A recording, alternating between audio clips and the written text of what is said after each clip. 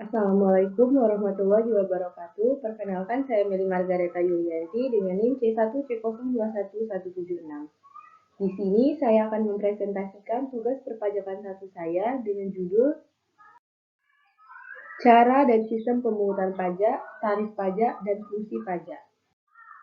Baiklah, langsung saja ke penjelasan yang pertama, yaitu tentang cara dan sistem dari pemungutan pajak.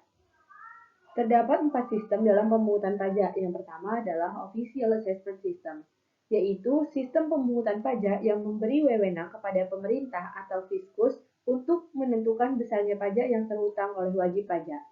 Ciri-ciri dari Official Assessment System yang pertama, wewenang untuk menentukan besarnya pajak terhutang ada pada fiskus. Yang kedua, wajib pajak bersifat pasif. Dan yang ketiga, utang pajak timbul setelah dikeluarkannya surat ketetapan pajak oleh fiskus. Selanjutnya, sistem yang kedua yaitu Full Self-Assessment System, yaitu sistem pemungutan pajak di mana wajib pajak menentukan sendiri jumlah pajak yang terhutang, sesuai dengan ketentuan peraturan perundang-undangan perpajakan. Fiskus di sini bersifat pasif, kecuali wajib pajak menyalahi peraturan yang berlaku. Di sini wajib pajak diberi kepercayaan untuk 1. Menghitung sendiri pajak terhutang, kedua, membayar sendiri jumlah pajak terhutang, yang ketiga, melaporkan sendiri jumlah pajak terhutang. Baiklah, sistem yang ketiga yaitu Semi Self-Assessment System, yaitu sistem pemungutan pajak di mana wewenang untuk menentukan besarnya pajak ada pada dua pihak, yaitu wajib pajak dan fiskus. Pada awal tahun, wajib pajak menaksir hutang pajaknya yang terhutang lalu disetor ke fiskus. Sedangkan pada akhir tahun, fiskus akan menentukan pajak sesungguhnya yang terhutang.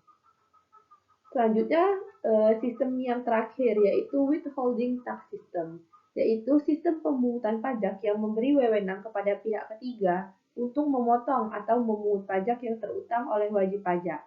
Pihak ketiga ini bukan berasal dari fiskus dan bukan juga dari wajib pajak yang bersangkutan.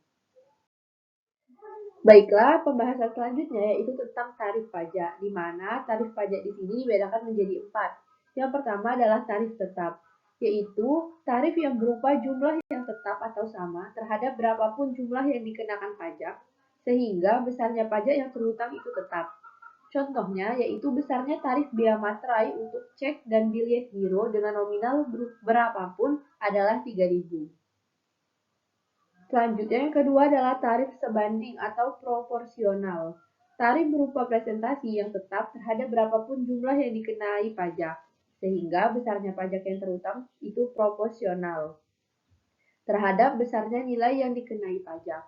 Contohnya adalah untuk penyerahan barang kena pajak di dalam daerah pabean akan dikenakan pajak pertambahan nilai sebesar 10%.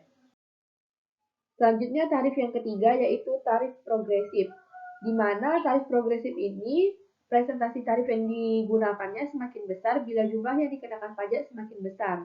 Contohnya terdapat pada pasal 17 Undang-Undang Pajak Penghasilan untuk wajib pajak orang pribadi dalam negeri.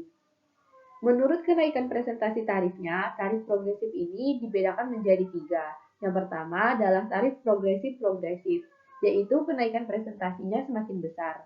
Yang kedua ada tarif progresif tetap, di mana kenaikan presentasinya tetap. Dan yang terakhir ada tarif progresif degresif, yaitu kenaikan presentasi semakin kecil. Baiklah, ke tarif yang terakhir yaitu ada tarif degresif, di mana presentasi tarif yang digunakan semakin kecil bila jumlah yang dikenakan pajak semakin besar. Nah, pembahasan terakhir yaitu tentang fungsi pajak. Fungsi pajak sendiri itu dibedakan menjadi 2. Yang pertama adalah fungsi budgeter, yaitu sebagai sumber keuangan negara.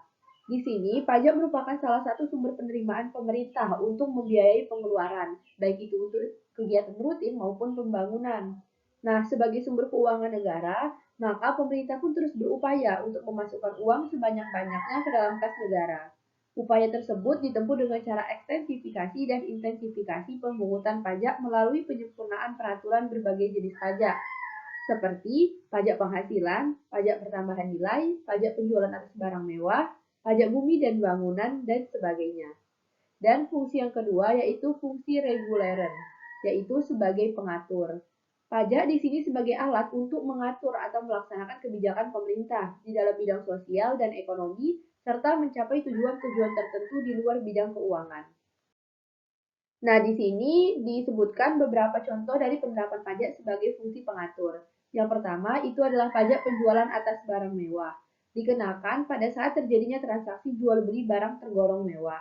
Nah, semakin mewah suatu barang, maka tarif pajak yang dikenakan itu semakin tinggi, sehingga barang tersebut harganya semakin mahal.